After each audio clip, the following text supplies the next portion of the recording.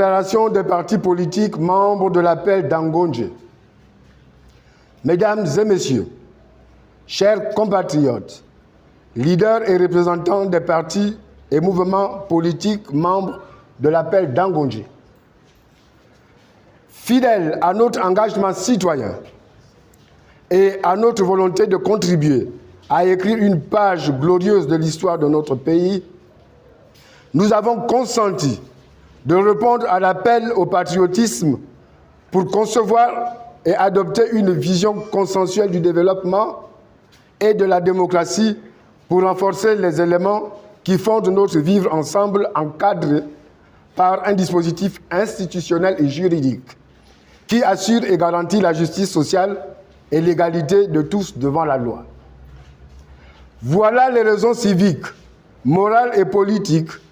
qui nous ont conduits à répondre favorablement au dialogue national inclusif convoqué et initié par le président du CTRI, président de la transition, président de la République, chef de l'État, le général de brigade Brice Clotaire Oligui Nguema. Au terme des travaux du dialogue national inclusif, le rapport général a été présenté au président de la transition en présence du président de la République centrafricaine, président en exercice de la CAC et médiateur désigné par le chef d'État de la CAC et de l'Union africaine pour suivre le respect du chronogramme des étapes de la transition militaire au Gabon. C'est dire l'importance accordée aux résolutions du dialogue national pour la réussite de la transition et le retour à une gouvernance civile telle qu'annoncée par le CTRI. Si nous avons à nous féliciter du climat qui a prévalu pendant les travaux et de la qualité des propositions émises dans les commissions qui ont examiné les questions sectorielles des politiques publiques et sociales, nous sommes cependant amenés à marquer notre embarras face à certaines résolutions proposées par la commission politique, notamment celles relatives à la suspension des partis politiques et à l'obligation pour tout candidat à l'élection présidentielle d'être né de père et de mère gabonais. Sans méconnaître les graves violations dont on fait montre celles et ceux qui, du fait de leur fonction dans les cabinets du président Omar Bongo et de son successeur Ali Bongo et d'un nombreux gouvernements de ces 30 dernières années qui ont déstructuré l'État et conduit notre nation au bord du gouffre, nous exposant à la honte et à l'ignominie face aux nations, l'exigence de confondre et de punir les fossoyeurs de la République devrait également conduire à une enquête pour déterminer les responsabilités de tous ceux qui, sachant l'incapacité d'Ali Bongo Ondimba, après son AVC, à exercer la fonction de président de la République, ont employé divers stratagèmes pour ne pas déclarer la vacance du pouvoir et poursuivre leur œuvre de mise en coupe réglée de l'État pour leur seul intérêt égoïste, en abandonnant le pays aux mains d'apprentis sorciers et d'entrepreneurs politiques sans foi ni loi. Comment ne pas comprendre la colère légitime de nos compatriotes qui, à leurs cris de détresse, n'ont eu comme réponse que mépris et indifférence? Comment ne pas compatir à la douleur des familles meurtries par la violence d'une politique qui les a déshumanisées et exposées à la précarité? Comment ne pas comprendre l'indignation des Gabonais devant les hordes d'expatriés qui se sont emparés des leviers de l'État jusqu'aux fonctions les plus stratégiques? Qui peut ne pas comprendre le sentiment de révolte des Gabonais face à la fameuse légion étrangère et à leur enrichissement personnel exponentiel, résultat des détournements des fonds publics? Comment ne pas vouloir se renfermer et durcir davantage les conditions d'attribution de la nationalité quand on a frôlé le pire par des tentatives de substitution où le Gabonais était devenu étranger chez lui. Parce que nous ne voulons pas oublier, parce que nous ne pouvons pas ignorer la souffrance des orphelins, des veuves et des familles qui ne peuvent faire le deuil, parce que les cœurs sont toujours en larmes. Oui,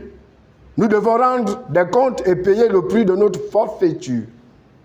Oui, les têtes doivent tomber. Oui, les coupables,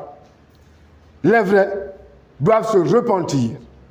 confesser leurs crimes et accepter le châtiment des hommes et celui de Dieu. Oui, les politiques, par lâcheté et par cupidité, se sont laissés compromettre et ont trahi la confiance du peuple en soutenant l'immoralité, en votant des lois qui détruisent les valeurs morales et familiales. Oui, la justice doit être rendue aux familles endeuillées et des réparations accordées aux victimes des incidents et violences post-électorales depuis l'élection présidentielle de 1993 jusqu'aux élections présidentielles de 2017. Oui, tous ceux qui ont, par des procédures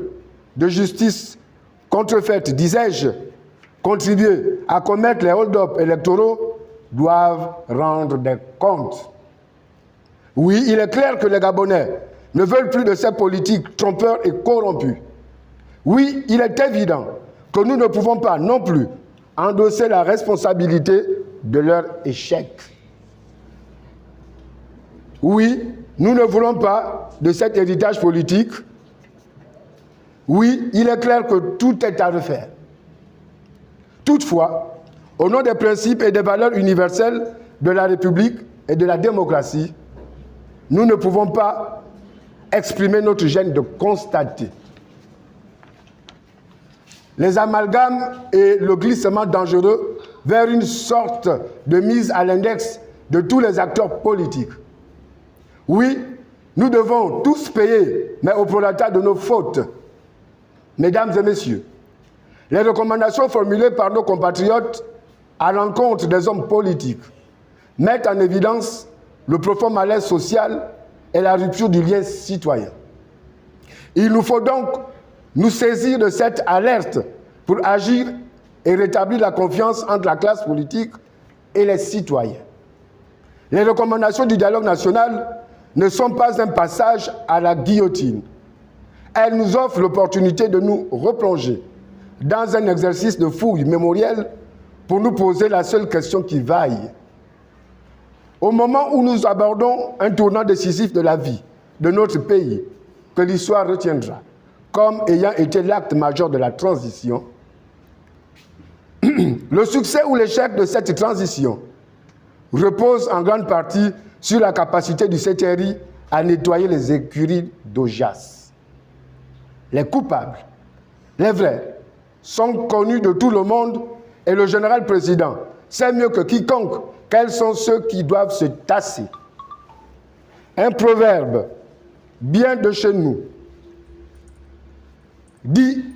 qu'on ne cherche pas des poux sur la tête d'un chauve. En effet,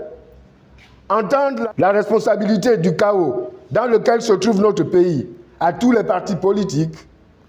apparaît comme une subtile manœuvre de vouloir laisser s'échapper les véritables coupables. Charles Pasqua appelait cela « créer une affaire dans l'affaire » pour embrouiller et conduire tout le monde à l'abandon. Nous voici une nouvelle fois face à nos responsabilités devant les nations, devant l'histoire et devant Dieu. Le dialogue national inclusif terminé, nous pouvons nous demander: sommes-nous prêts à nous sacrifier à l'autel de Gabon d'abord? Allons-nous enfin agir? Allons-nous enfin agir, disais-je, pour faire émerger l'état de droit et la République? Pouvons-nous enfin nous regarder et regarder ensemble vers la même direction pour voir se lever une aurore nouvelle et vivre un nouveau Gabon?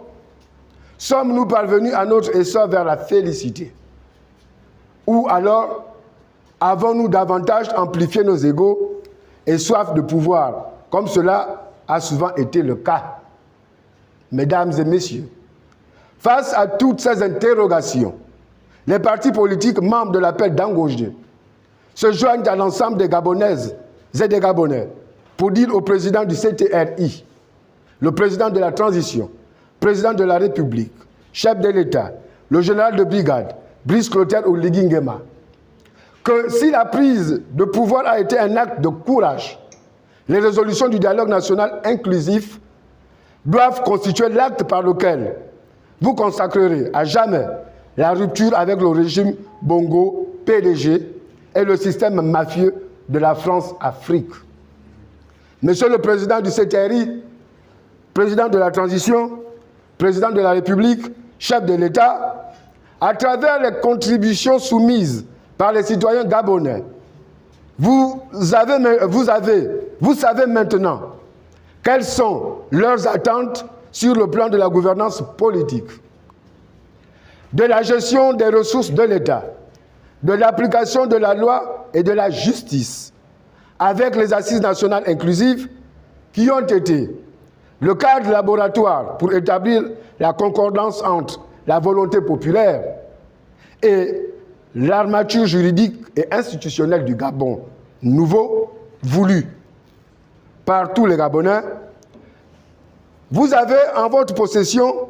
la lampe qui doit vous guider et vous éclairer pour sortir le Gabon du labyrinthe sombre dans lequel les perfides sorciers qui sèment le poison et répandent la division l'ont placé. Que vous faut-il de plus? Les Gabonais, à travers leurs contributions citoyennes et les travaux du dialogue national inclusif, se sont doublement exprimés et souhaitent enfin que ce soit leur essor vers la félicité. Nul doute que passer à l'acte pour renverser le régime Bongo PDG exigeait bravoure et intrépidité. Assumer de satisfaire la volonté du peuple, voilà le vrai courage et le véritable coup de libération. Mesdames et messieurs, sans vouloir entretenir la polémique née à la suite des interprétations et commentaires divers sur les propositions soumises par la commission politique, nous osons espérer qu'elles ne serviront pas de prétexte pour ne pas renforcer la souveraineté du peuple et que la vie politique à travers les partis politiques ne subira aucune entorse ni limitation et qu'un seul objectif guidera le président de la transition dans l'exécution diligente des recommandations du dialogue national inclusif, le Gabon aux Gabonais. L'intérêt et l'attention accordée aux résolutions concernant la durée de la transition, du choix du régime politique, du mandat présidentiel et de sa durée, de la création et de l'existence des partis politiques montre la volonté des Gabonais de rompre avec une caste de politiques avides et corrompus. Et il ne devrait cependant pas être une raison pour verser dans les jugements hâtifs et les conclusions populistes et fantaisistes, mais un appel urgent de voir émerger des hommes et des femmes visionnaires, engagés et ancrés dans nos valeurs éthiques et morales, promptes à hisser et à maintenir le Gabon au standard des démocraties véritables. C'est la circonstance pour nous de rappeler que les partis politiques sont indispensables à l'expression démocratique et à la manifestation d'une vie politique citoyenne. Aucun régime ou système politique dit démocratique ne peut s'interdire ou s'exclure de l'apport des partis et mouvements politiques. Le discours tendant à faire croire que tous les partis politiques sont responsables du chaos institutionnel, économique et social, conséquence de la mauvaise gouvernance et des dérives intervenues à tous les niveaux de la gestion de notre pays, est tout simplement une manœuvre insidieuse, menée par tous ceux qui, par divers artifices, tentent de maintenir l'ordre ancien par la stratégie du « tout bouge, mais rien ne change ». Comment effacer de nos mémoires le souvenir de luttes politiques pour la restauration des valeurs morales et républicaines menées par tant d'hommes et de femmes qui ont voué leur existence jusqu'au sacrifice de leur vie pour l'instauration de l'état de droit? Comment ne pas se souvenir du requiem testamentaire et aveu de culpabilité de celui qui a instauré, développé et entretenu les pratiques et les habitudes qui ont avili, travesti et ôté toute crédibilité au discours et à l'homme politique,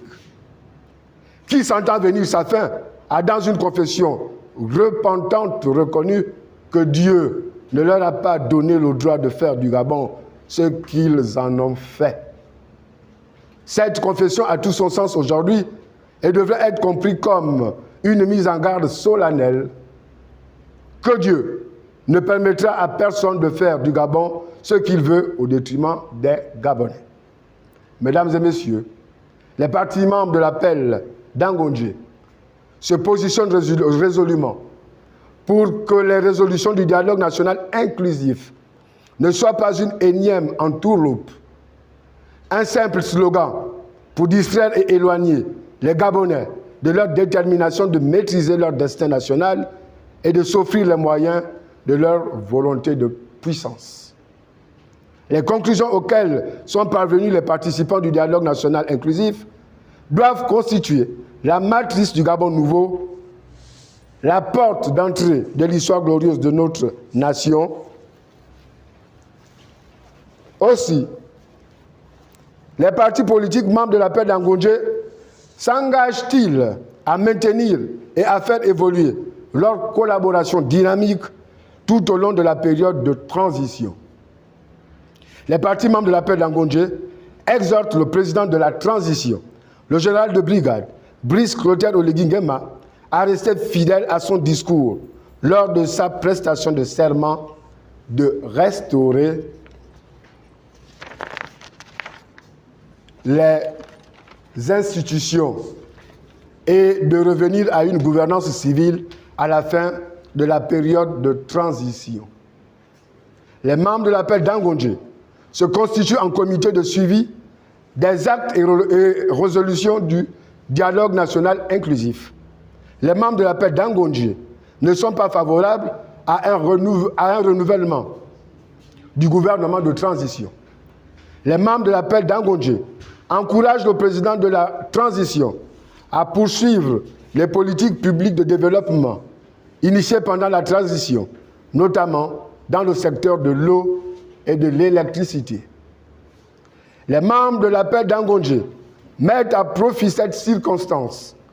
pour féliciter le président de la transition, président de la République, pour avoir donné la reprise